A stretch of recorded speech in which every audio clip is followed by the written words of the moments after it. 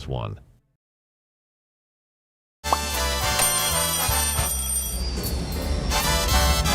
Vielleicht nur als 5%.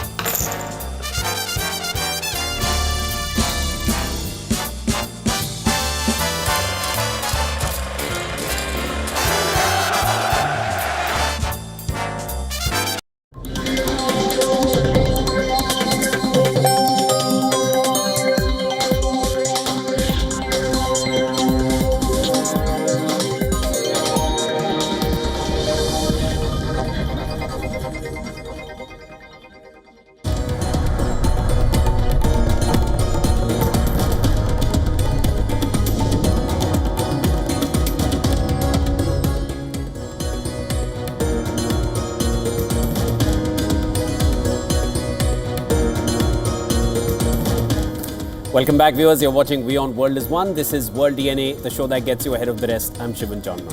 And I'm Diksha Bisla, and coming up on the show today, US President Donald Trump has departed the White House for a high-stakes visit to China, where he is scheduled to hold talks with Chinese President Xi Jinping. And amid the key issues that will be discussed include, of course, the tensions over the Iran war, US's support to Taiwan and global oil market concerns, along with tariffs and fragile trade ties between the world's two largest economies.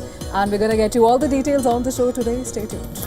And coming to the Iran war, after Trump's comment stating that the ceasefire with Iran was on life support, Iran has hit back, warning US to accept Tehran's latest peace plan or face failure. And this while new assessments from US intelligence reportedly suggest Iran retains substantial missile capabilities even now, meaning Iran remains far stronger than President Trump has asserted.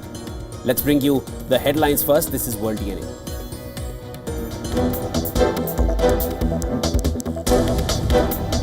We're going to have a long talk about it. I think he's been relatively good, to be honest with you. You look at the blockade, no problem.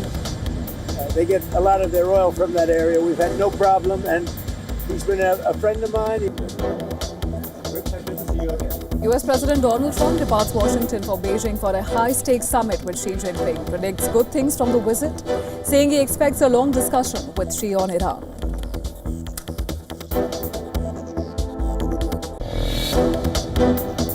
No, they're great. What? I think they're great. I think the Pakistanis have been great. The Field Marshal and the Prime Minister of Pakistan have been absolutely great.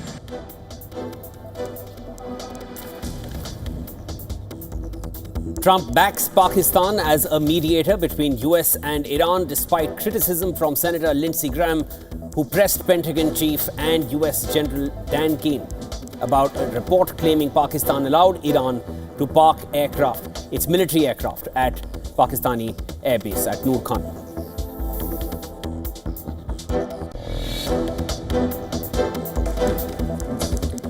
Kuwait says 4 men arrested while entering country by sea confessed to being members of IRGC who were sent to infiltrate Houbiyan Island. Iran denies the claim, saying the officers accidentally entered Kuwaiti waters.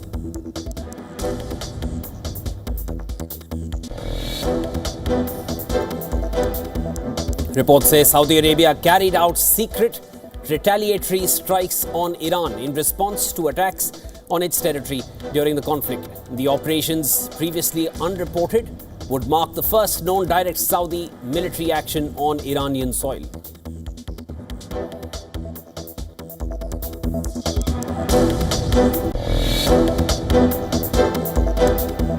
UAE adds 21 individuals and entities linked to Hezbollah to its local terrorist lists as part of efforts to disrupt and dismantle terrorism financing networks domestically and internationally.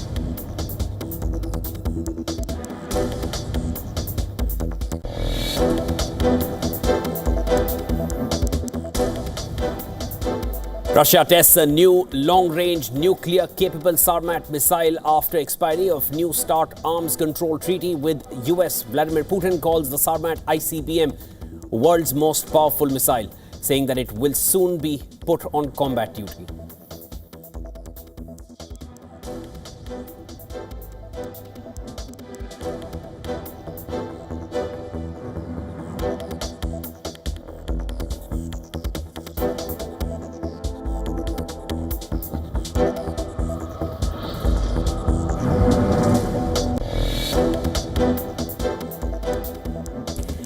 Trump posted a Truth Social map showing Venezuela labeled as 51st state, escalating a controversial proposal about U.S. control over the country.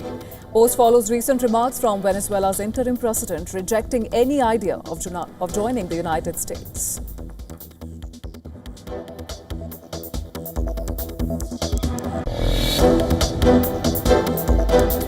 UK Prime Minister Keir Starmer battles to remain in his job as 4 junior ministers resign, and dozens of lawmakers call for him to step down in the wake of heavy defeats in the local and regional elections. Over 100 Labour lawmakers signed the statement backing him.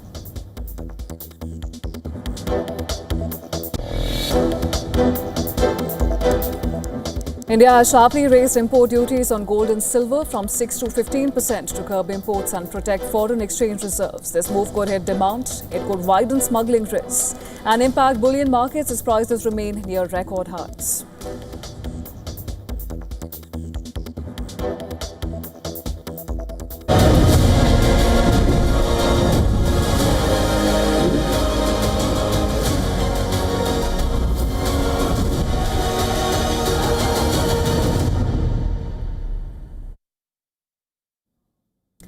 Well, US President Donald Trump has departed for his high-stakes 3-day visit to China.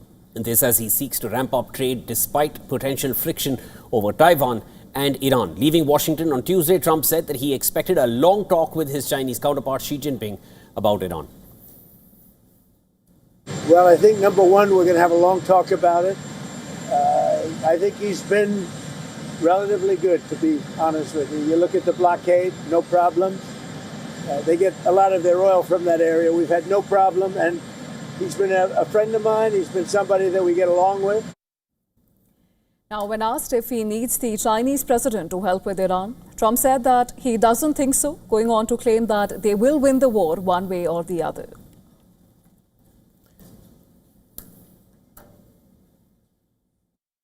We'll win it one way or the other. We'll win it peacefully or otherwise.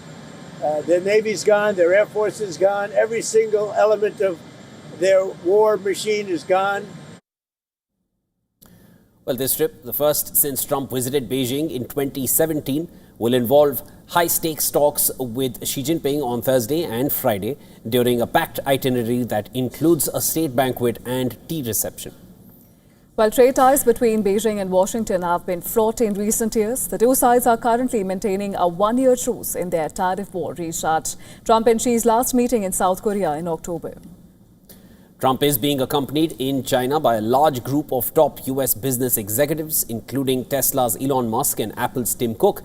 Among other things that are expected to come up for discussion include Taiwan. On Monday, Trump said he would speak to Xi Jinping about US arms sales to Taiwan.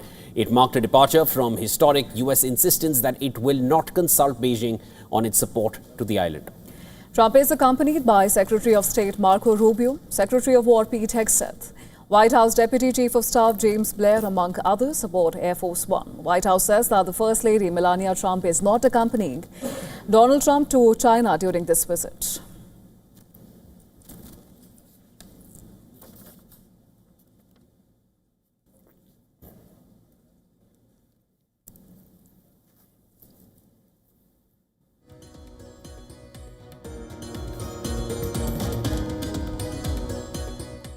And to discuss more, we are now being joined by Edward P. Joseph from Washington, D.C. He is a senior fellow at the Johns Hopkins University School of Advanced International Studies and foreign policy analyst. Mr. Joseph, always a pleasure speaking with you. Thanks so much for making time. Let's quickly start off with the backdrop to this meet. 9 years, there has not been a U.S. president who's visited China. The ties nosedived during Biden's administration, the spy balloons that were found, Nancy Pelosi going to Taiwan. Then, of course, the Taiwan Strait, which remains a sticking point that is going to be up for discussion. California mayor resigning and ready to plead guilty for being an illegal agent for the Chinese government. That coming a day before this meet is now going to happen. And then there is the Iran war, which is most recent, where China does get hurt. Half of China's crude oil passes through the Strait of Hormuz, which remains in a deadlock even now. Putting all of this in the backdrop, how do you see these talks progressing? First, good to be with you as well. And I think that the key contrast here, in addition to all those important elements that you cited, particularly the difficulties of the U.S.-Chinese relationship under the Biden era is we have a sharp change from President Trump's first administration. We have a sharp change in his posture and his attitude. There was a very aggressive approach from President Trump towards China. There was a strong element of identifying China as an adversary to the United States. And in fact, that was very influential and carried over into the Biden administration, influencing that posture as well that President Biden took towards Beijing. But in his second term now, President Trump has backed off that. And he has this clear aspiration to have a partnership relationship with China and to emphasize his personal connection, as you heard in the report that you showed earlier, with President Xi Jinping. So that's really the odd dynamic here, that we have this sharp 180-degree change in posture from the first administration of President Trump towards the second. Of course, President Trump did hike tariffs, but there was a meeting between the two leaders in South Korea at which they last fall agreed on a deal. Basically, China agreed to give the U.S. access to these rare earth materials, and President Trump reduced the tariffs, so that we had already the basis of a breakthrough in that key dispute on tariffs. But in this meeting, of course, we would be talking about all the standard issues, trade, tariffs, cybersecurity, potential nuclear weapons, Taiwan. We would be talking about all of those issues, except, as you correctly noted, the war in Iran will be overshadowing these talks. And that will be a primary question, despite what you heard there from President Trump. This will be a primary question between the. And given the entourage that's traveling with Trump, the CEOs going, there is clear intent on locking in some deals, which Trump, anyways, specializes in. Disha. Absolutely, and Mr. Yes, Joseph, you're absolutely right about that. Please. Right, and now, of course, coming to the specifics, as you've just mentioned, the Iran war is going to overshadow a lot of the other issues and the agendas which are on the table now. We're just curious to know, how do you think the talks are going to feature in this particular summit? Because we know that China, it has deep strategic ties with Iran. And do you think that now, given the equation and the backdrop that Shivan was just mentioning, is she entering the summit with more leverage than Trump anticipated, perhaps? That is a great question. And the answer to it is not really clear. So Beijing would like to approach this as if it has more leverage than the United States because of the predicament the United States faces with Iran, and in particular on this question of the Strait of Hormuz. But since Iran closed the Strait of Hormuz, President Trump has instituted a blockade of the strait, which has proven to be militarily successful and effective. And that means it creates very strong difficulties for China, which, as you also correctly noted, depends on the strait for much of its oil.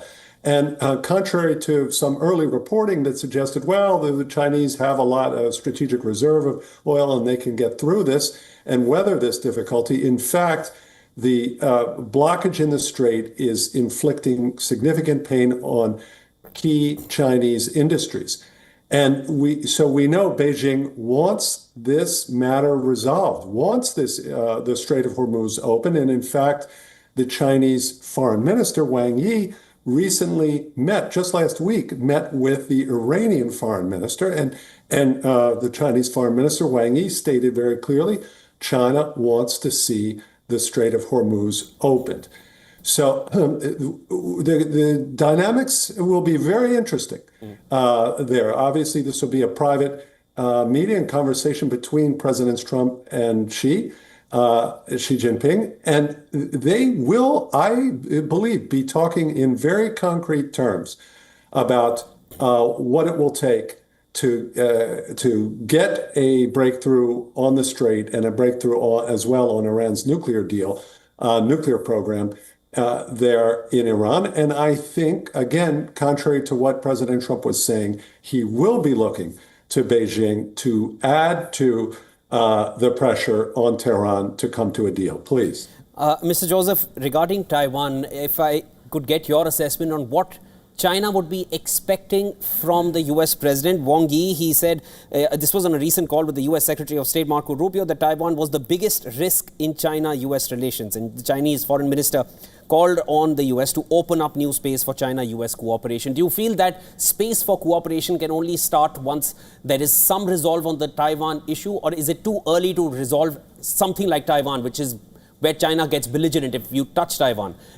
It's too little a time period for Taiwan to get resolved. Where do you feel the gates will open for conversation? Please, go ahead.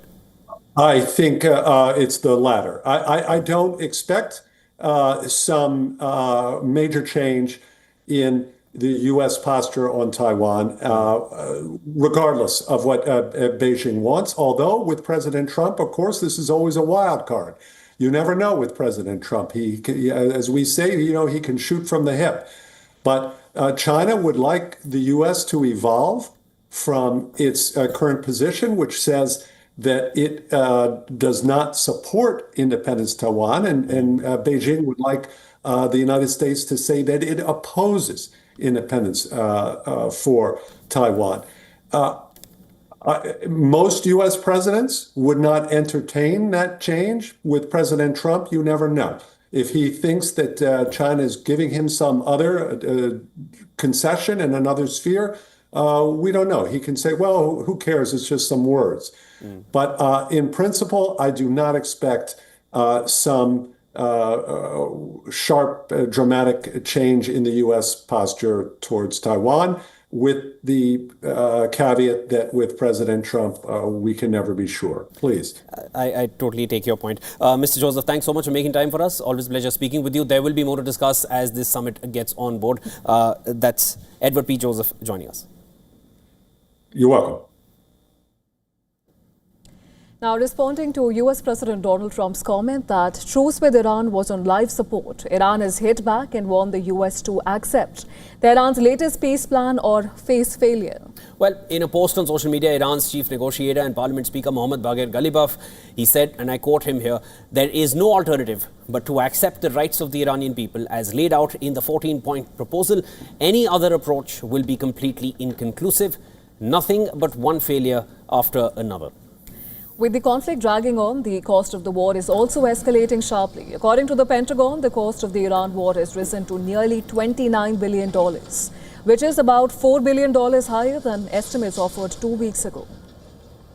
Now, amid this stalemate, a CNN report says that Israel is concerned that Trump may strike a deal with Iran before mitigating the key issues which drove the two countries to war. According to the report, Israeli officials fear that as Trump grows tired of these talks, he may cut a deal with Tehran that leaves its nuclear program partially intact and leaves its ballistic missile program and network of proxies untouched. Earlier this week, Iran sent its latest proposal in response to an earlier US plan, but Trump slammed Tehran's reply as totally unacceptable, saying the US would enjoy a complete victory over Iran and the truce that has halted fighting for over a month was now on its last legs. Amid these developments, Trump held a phone call with UAE President Mohammed bin Zayed Al Nahyan to discuss bilateral ties and developments in West Asia. The call took place on a day when a report in the Wall Street Journal said that the UAE secretly carried out military strikes on Iran in early April. Separately, Iran's Islamic Revolutionary Guard Corps, they held a 5-day military exercise around Tehran. The drill carried out by the IRGC's Tehran unit was codenamed Martyred Commander. IRGC says that the exercise tested everything from individual combat skills to special operations tactics across multiple operational zones surrounding the Iranian capital. The drill comes amid rising regional tensions and growing concerns over the possibility of a wider conflict in West Asia.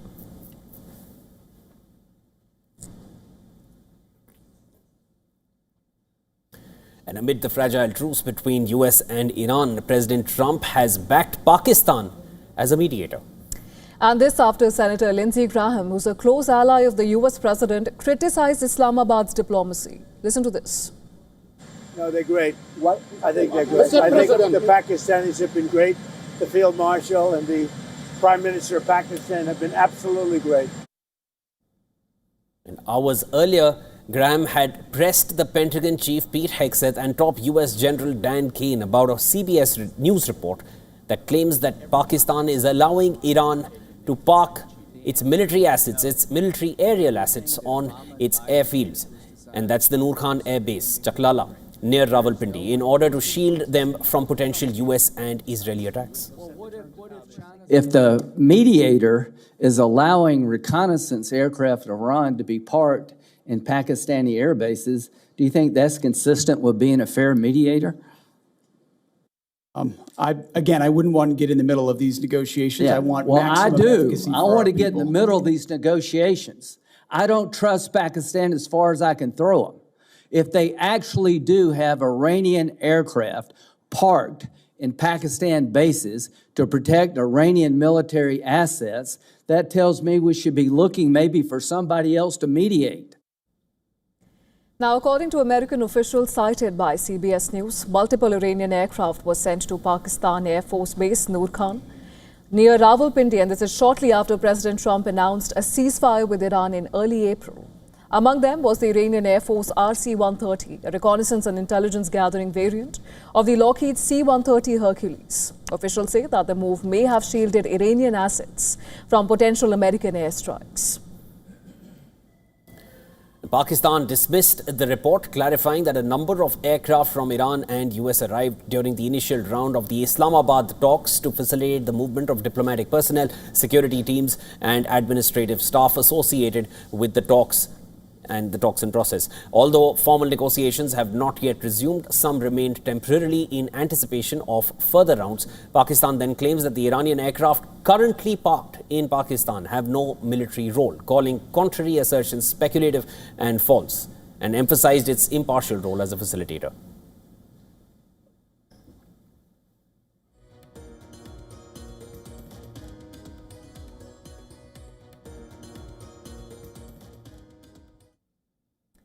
Well, a flagship missile defense project proposed by Donald Trump is facing a massive cost escalation, with the Congressional Budget Office estimating the Golden Dome. It could cost up to $1.2 trillion over 20 years. From a $175 billion estimate last year to a possible $1.2 trillion now, the scale of the jump has been flagged by the CBO. The agency says more than $1 trillion would be needed just to build the system, with interceptors tracking networks and sensors. Space-based interceptors alone account for about 70% of acquisition costs and roughly 60% of the total program spend. Even after construction, the costs don't ease. Running the system would require about $8.3 billion every year. Congress has approved about $24 billion for the project so far. Now, Trump ordered the Pentagon to start work on the system in January 2025, presenting it as an American version of Israel's Iron Dome. By May, he said $25 billion had been earmarked and put the total cost at only $175 billion. But the CBO has already suggested higher numbers. Well, since then, the ambition has expanded. The 2026 National Defense Strategy says that the Pentagon is now preparing for large-scale missile barrages and advanced aerial threats. And that means a system designed to detect, track and intercept missiles at multiple stages using both ground and space-based layers. Now, Senator Jeff Merkley, who requested the CBO estimate, he criticized the plan, calling it a massive giveaway to defense contractors. The CBO says without clearer details from the Pentagon, the final cost could still shift. Nevertheless, Trump has said that he wants the system ready before January 2029.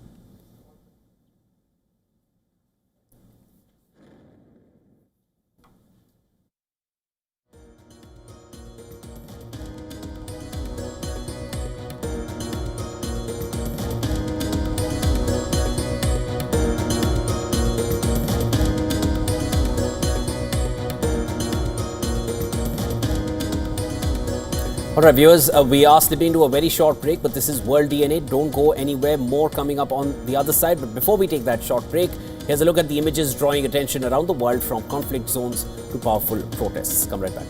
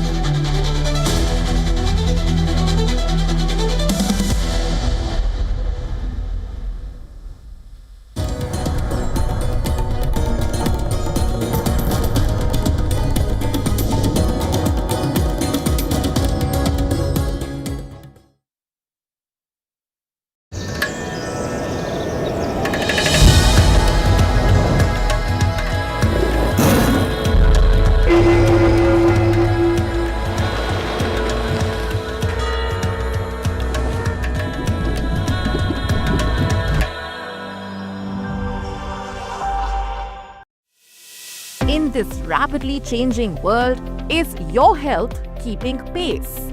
Best practices and breakthroughs busting the hype with real insights. The timeless power of yoga and ancient healing. Good food, good mood. Small steps, big impact. Your health matters. Only on WION World is One. Because nothing matters more. Get the latest updates. Destroy their Breaking missiles news. and raise their Credible, clear, continuous. Experts across aisles. Diverse voices, one platform. WION World is One. In West Asia, every move shifts the world's balance. Wars, ceasefires, alliances, power never stands still. From Tehran to Tel Aviv, from Damascus to Doha, the West Asia Post cuts through the chaos to reveal the region that shapes the world. Because what happens in West Asia never stays in West Asia. This is the West Asia Post, the region's story, the world's impact.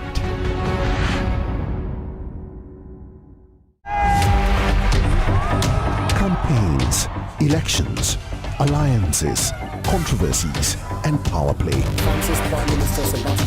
Stories that analyze global and domestic politics. A dedicated show with varied perspectives, expert take, citizens' voices, detailed ground reports, and in-depth coverage from political corridors of the world. This is Race to Power, only on WION. From the bustling trading floors of Wall Street to the vibrant exchanges of Asian stock markets, WION breaks it down for you to make sense of what's happening.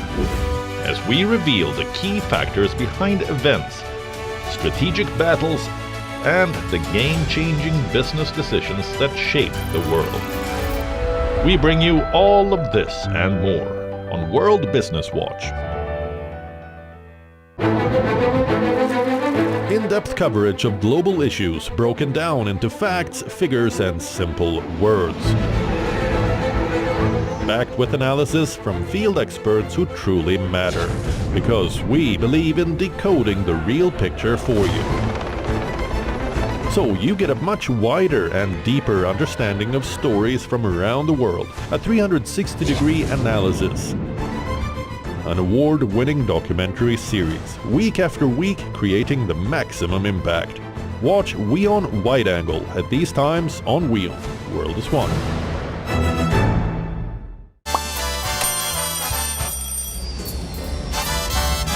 vielleicht nur als Imposant.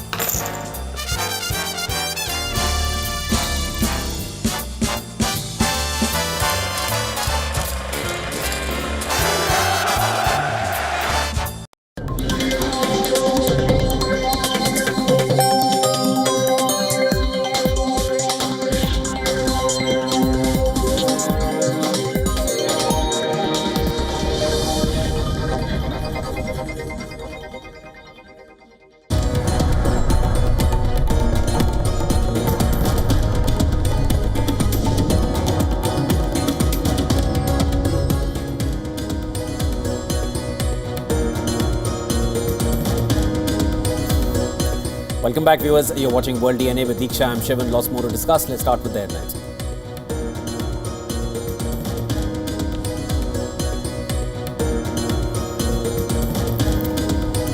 Talk about it. I think he's been relatively good, to be honest with you. You look at the blockade, no problem. They get a lot of their oil from that area. We've had no problem, and he's been a friend of mine.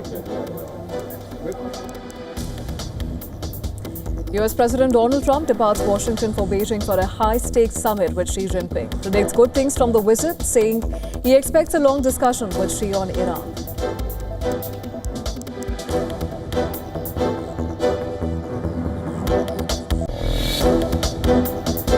No, they're great. I think they're great. I think the Pakistanis have been great.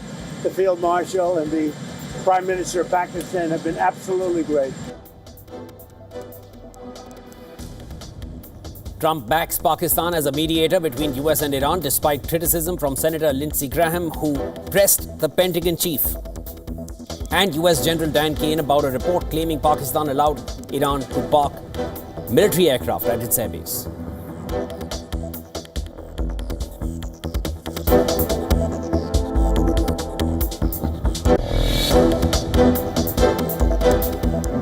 China's Foreign Minister Wang Yi urges Pakistan to increase mediation efforts between Iran and the United States and help address issues around reopening the Strait of Hormuz. He makes the appeal during a call with Pakistan's Foreign Minister.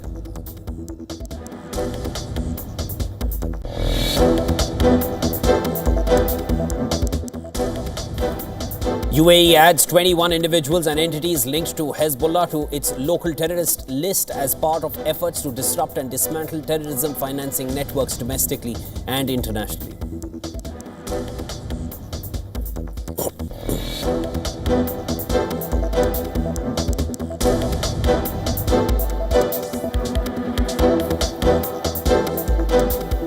Russia tests a new long-range nuclear-capable Sarmat missile after expiry of New START arms controls treaty with US. Now Vladimir Putin calls Sarmat ICBM world's most powerful missile, saying it will soon be put on combat duty.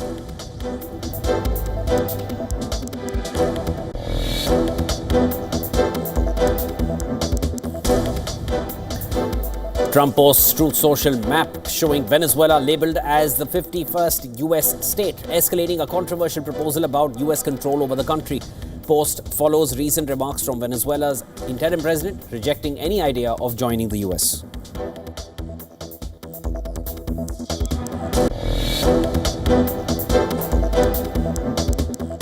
Russian Foreign Minister Lavrov is visiting New Delhi for a 3-day trip where he will hold talks and attend BRICS foreign ministers' meeting. Discussions to focus on West Asia crisis, including the Strait of Hormuz and preparations from Prime Minister Modi's visit to Russia.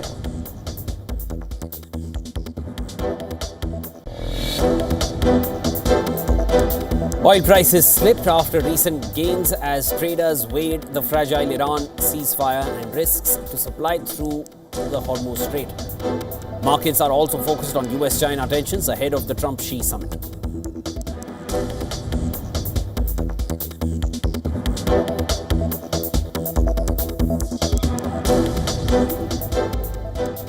And after a historic victory in Tamil Nadu, actor turned politician and now also Chief Minister Vijay will face his first big test that's going to happen today. Well, the Tamil Nadu Assembly will convene for a floor test where the TVK will have to prove its majority in the House. Remember, on May 4th, Vijay's TVK won 108 seats in the 234-member Tamil Nadu Assembly, but it fell short of the majority mark of 118.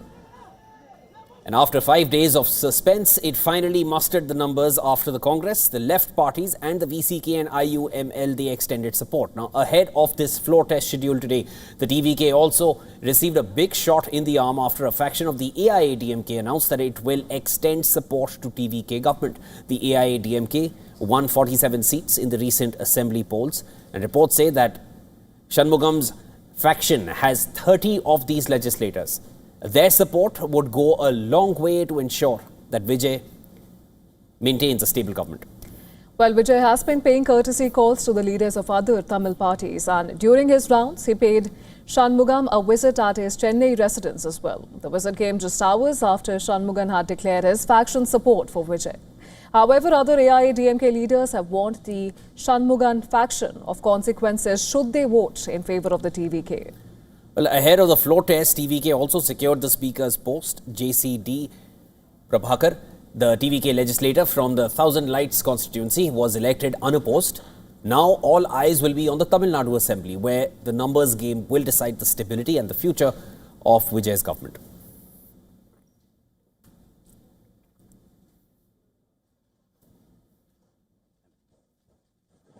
All right, for more on this, we'll now go across to WION's principal correspondent, Siddharth MP, joining us over the phone. Siddharth, big day in Tamil Nadu in the Assembly. Floor test, give us more.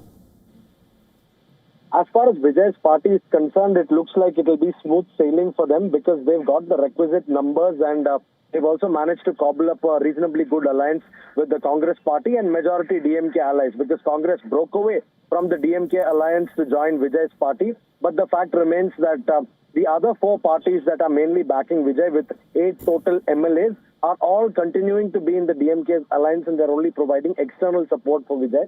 But the fact remains that Vijay will sail through this floor test, because effectively he has close to 119 or 120 MLAs backing him. So that's very well clear of the halfway mark, and it should be smooth sailing for Vijay. But the more interesting test today is for the AIADMK, because Vijay, he's ensured that, his numbers are safe.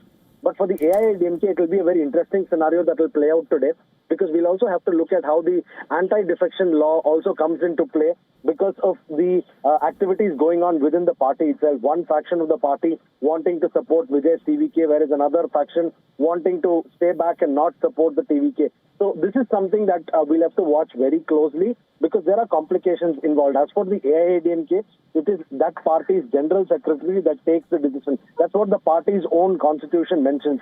So the decision of the general secretary and the party's stance is what is final. So if a section of MLAs goes against that stance and supports the TVK, then it could lead to repercussions for all of those MLAs who are backing Vijay's TVK. So if that happens, then certainly it will be a major setback within the AIADMK, and it could lead to further destabilization of the party. And in case these MLAs would like to switch over, then technically it would mean that the entire party, at least 2/3 of that party, would have to merge with the TVK. So there are several complications in this entire matter, and we'll have to see how the party negotiates, because, there are 2 factions in the party, one led by former Chief Minister Palaniswamy, and the other led by Shanmugam and Velumani. So we'll have to just see how is it that both these factions act in their own respective interests, and what eventually will be the fate of a party that's been, a towering presence in Tamil Nadu's political landscape for 55 years. Shivan. Right. Of course, this has been a rather interesting turn of events, and we will be closely tracking all the developments. For now, thank you so much, Siddharth, for getting us those updates. That was our principal correspondent, Siddharth MP, joining us on the phone line. Well, 3 days, 3 major strategic breakthroughs, and 1 clear signal from India's defense establishment. From hypersonic propulsion technology to advanced MIRV-capable missiles, India has just validated a powerful new layer of next-generation military capability. This next story brings you all the details.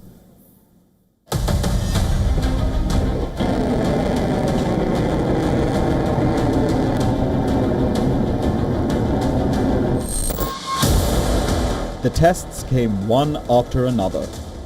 A missile carrying multiple warheads, a hypersonic engine component built for extreme speeds, and a new glide weapon designed for precision strikes deep inside contested battle zones. Within just 3 days, India's Defence Research and Development Organisation, the DRDO, validated 3 advanced strategic technologies that represent the future of modern warfare. And together, they mark a major leap in India's evolving military capabilities. The first breakthrough involved an advanced variant of the Agni missile system, equipped with MIRV technology. MIRV stands for Multiple Independently Targetable Re-Entry Vehicles. In simple terms, a single missile can carry several warheads capable of striking different targets separately. That dramatically increases strategic reach and complicates missile defense interception.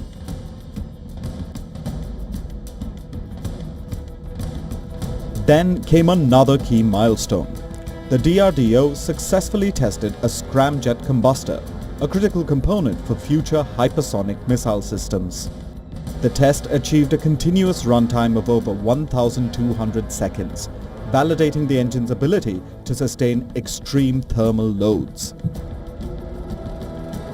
Hypersonic weapons travel at speeds above Mach 5 while maneuvering unpredictably, making them extremely difficult to track and intercept. Only a small group of nations currently possess advanced hypersonic technology programs.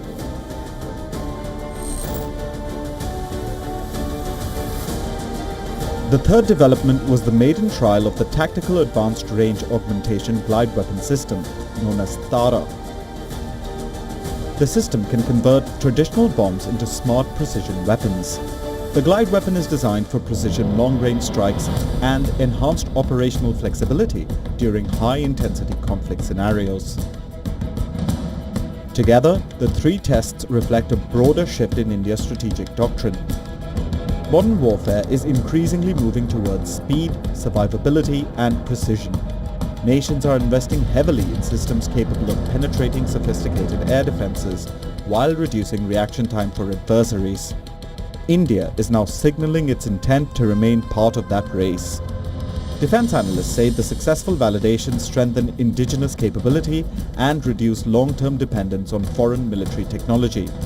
For the DRDO, the back-to-back achievements also showcase growing confidence in India's domestic defense ecosystem, and internationally, the message is unmistakable. India is not only expanding its military strength, it is rapidly entering the next generation battlefield. Bureau Report, WION, World is One.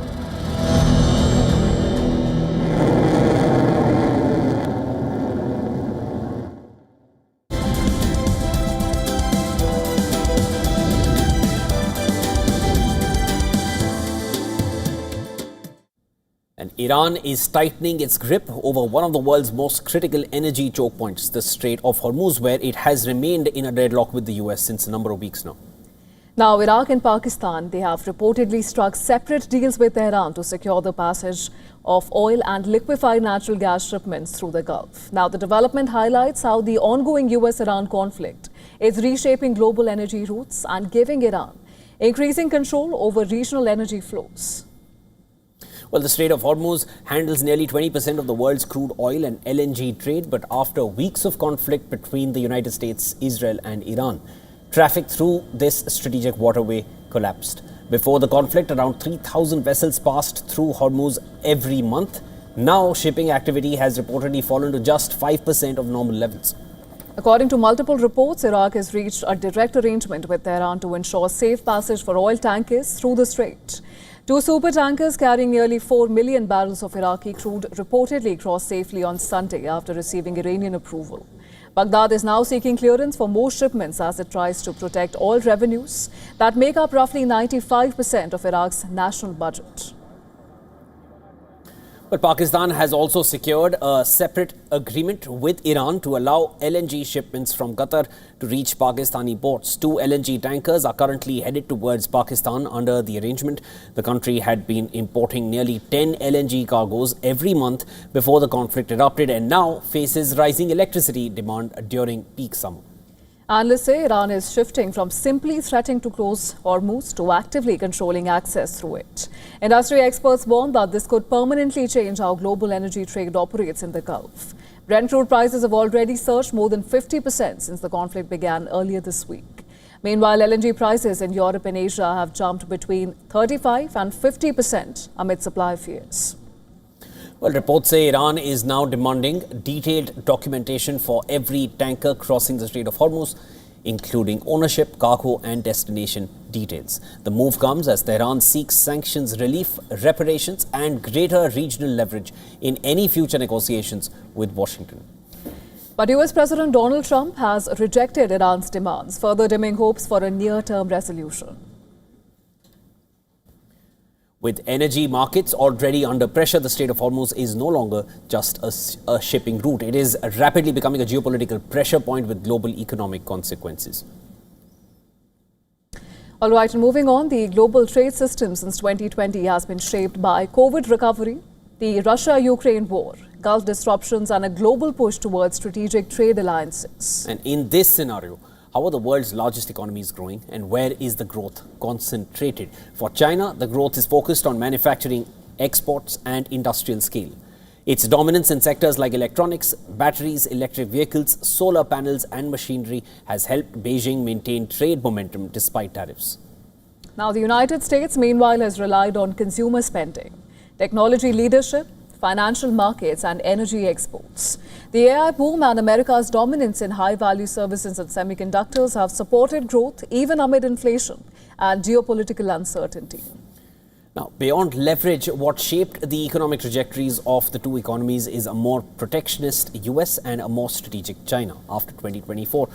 When Trump imposed sweeping tariffs on the world last year, including China, the idea was to leverage the key role US plays in the global supply chain. But over time, the trade war produced a more complicated outcome.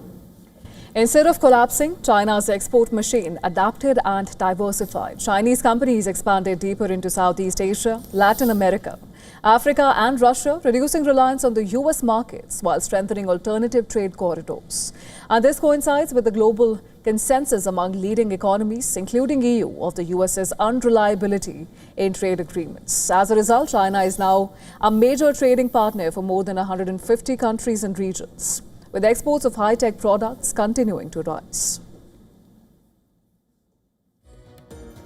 Now, despite a weakening domestic economy and a crumbling property sector, China's export engine continues to power its growth. Meanwhile, the IMF cut US growth forecasts amid tariff uncertainty and slowing domestic demand. American GDP growth projections for 2025 were lowered towards the 1.8 to 2% range as tariffs raised import costs and created supply chain disruptions. The Iran war is already adding pressure on consumption, with inflation rising to dangerous levels.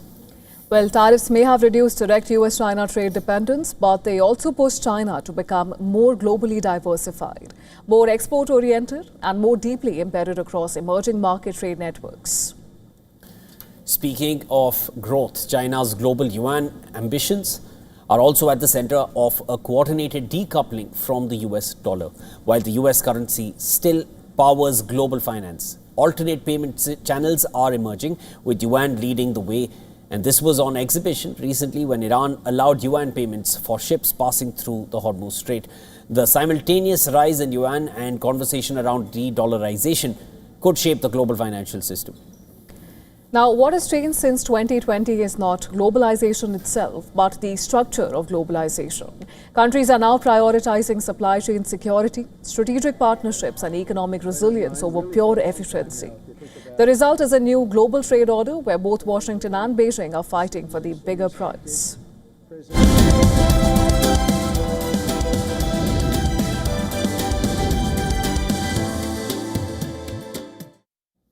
Well, TikTok has made an attempt to overturn its gatekeeper designation under the EU's Digital Markets Act.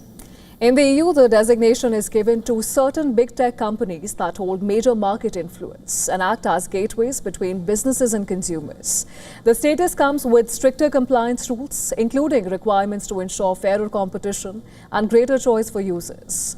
TikTok, owned by China-based ByteDance, argues that it should not be subject to some of Europe's toughest digital market restrictions. The case was heard on Tuesday at the European Court of Justice, marking the first legal challenge to the EU's Digital Markets Act, or DMA, to reach Europe's top court. Under the DMA, companies that fail to comply can face fines of up to 10% of their global annual turnover. TikTok was given gatekeeper status in 2023, joining companies including Google, Meta, Apple, Amazon, Microsoft, and Booking.com.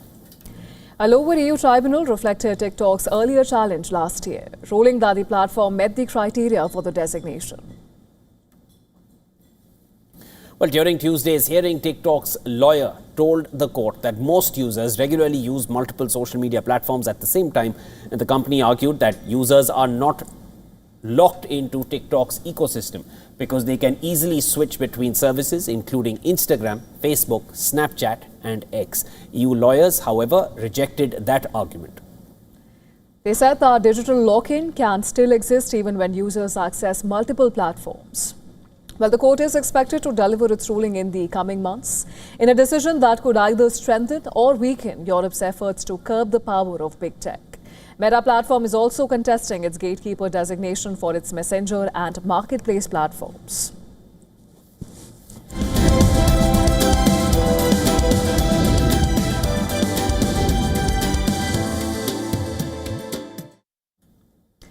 All right, now shifting our focus to the world of sports, Bangladesh have taken a 1-0 lead in the two-match test series against Pakistan following a 104-run win in the rain-hit first test in Dhaka.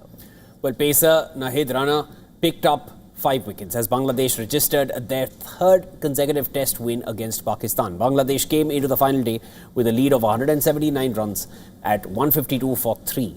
But a clutch of wickets made them falter despite skipper Najmul Hussain Shanto's 87. Bangladesh declared their second innings on 240 for 9 to hand Pakistan a competitive target and a chance for their bowlers to make use of the turning pitch. Now chasing 268 for victory on a thrilling 5th day in Dhaka, Pakistan were cruising towards the victory at 119 for 2. Before they suffered a batting collapse, debutant Abdullah Fazal put on 51 runs with Salman Agha, who scored 26, to raise Pakistan's hopes of victory before Rana rattled the opposition. Rana removed Shan Masood, Saud Shakil and Mohammad Rizwan in a fiery spell before he took down Numan Ali and Shaheen Shah Afridi to finish with figures of 5 for 40 for his 9.5 overs. Taskin Ahmad and Tejul Islam took 2 wickets each, while Mehdi Hassan Miraz picked up 1. Pakistan were bundled out for 163.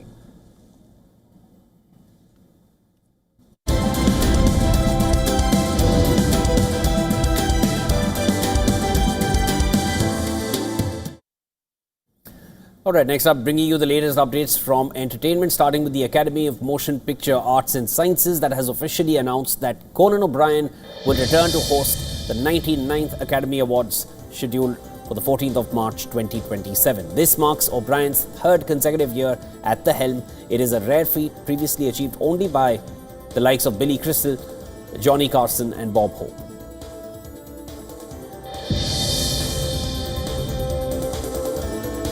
Global icon Priyanka Chopra Jonas is officially joining the cast and production team of Amri in a new feature film directed by Meera Nair. The project follows the life of the trailblazing Hungarian-Indian painter Amrita Shergill, while Anjali Shivaraman takes on the titular role. Chopra Jonas will portray Madame Missouri and serves as an executive producer. The film, currently in production across India and Hungary.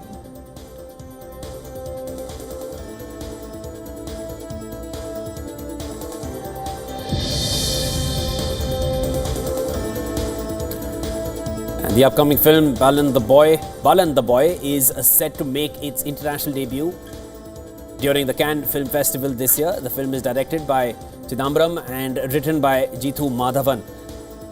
The market screening at Cannes serves as a global launchpad for the project ahead of its multi-language theatrical release in India. The movie expected to release in the country on the 19th of June.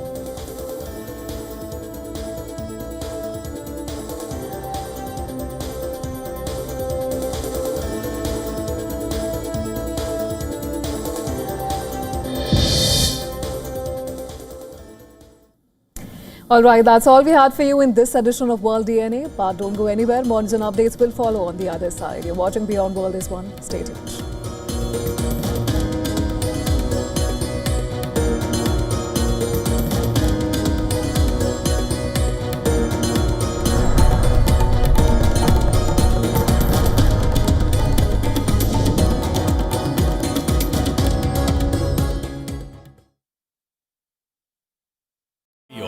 India's Global Voice, the channel that brings you the biggest stories from across the world through India's lens.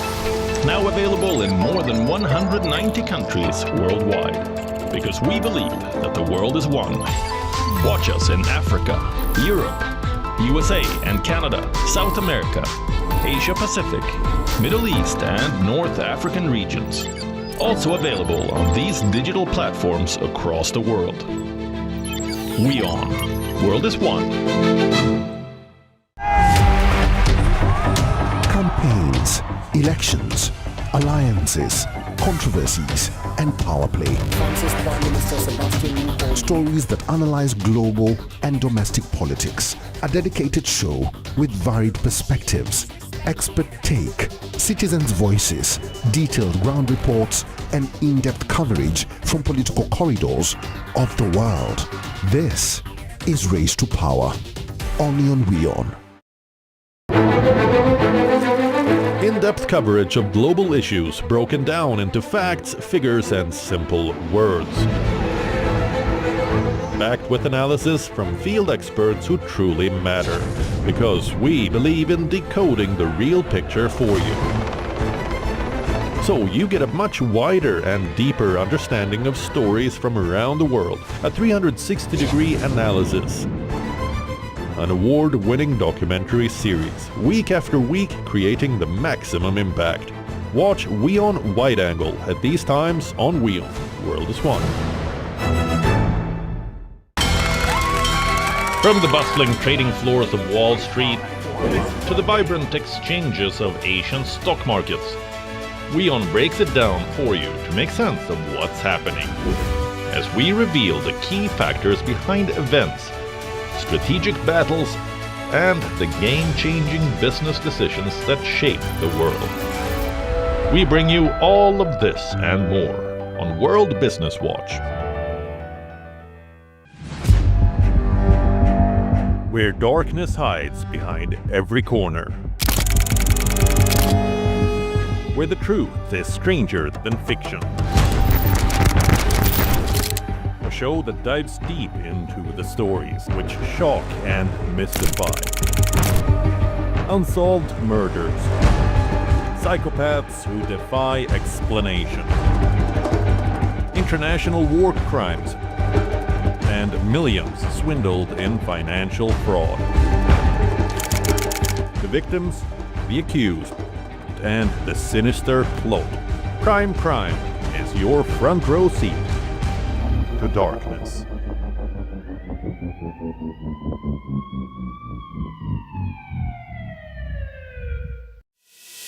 In this rapidly changing world, is your health keeping pace? Best practices and breakthroughs busting the hype with real insights. The timeless power of yoga and ancient healing. Good food, good mood. Small steps, big impact. Your health matters. Only on WION World is One. Because nothing matters more. Get the latest updates. Destroy their Breaking missiles news. and raise their... Credible, clear, continuous. Experts across aisles. Diverse voices, one platform. WION World is One. In West Asia, every move shifts the world's balance. Wars, ceasefires, alliances, power never stands still. From Tehran to Tel Aviv, from Damascus to Doha, the West Asia Post cuts through the chaos to reveal the region that shapes the world. Because what happens in West Asia never stays in West Asia. This is the West Asia Post, the region's story, the world's impact.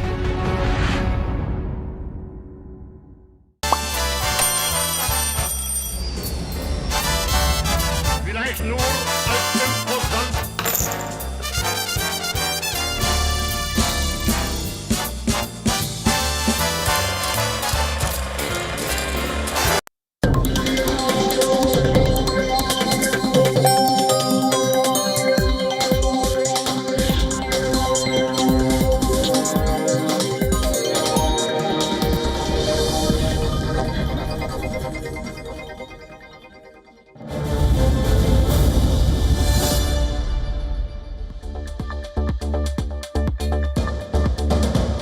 Thanks for tuning in. You're watching WION World is One. I'm Adya Juneja and this is Speed News. Let's start with all the stories making headlines today.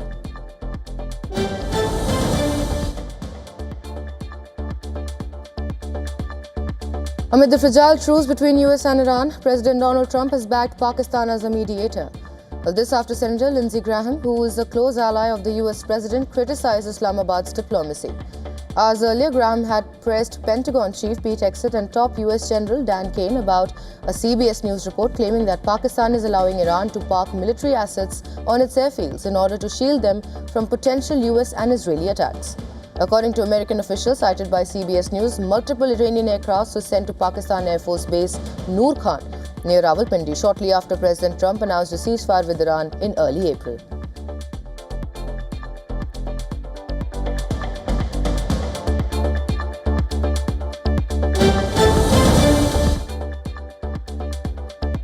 Responding to US President Donald Trump's comment that truce with Iran was on life support, Iran has hit back and warned the US to accept Iran's latest peace plan or face failure. In a post on X, Iran's chief negotiator and parliament speaker Mohammad Bagher Ghalibaf said, and I quote him here, "There is no alternative but to accept the rights of the Iranian people as laid out in the 14-point proposal. Any other approach will be completely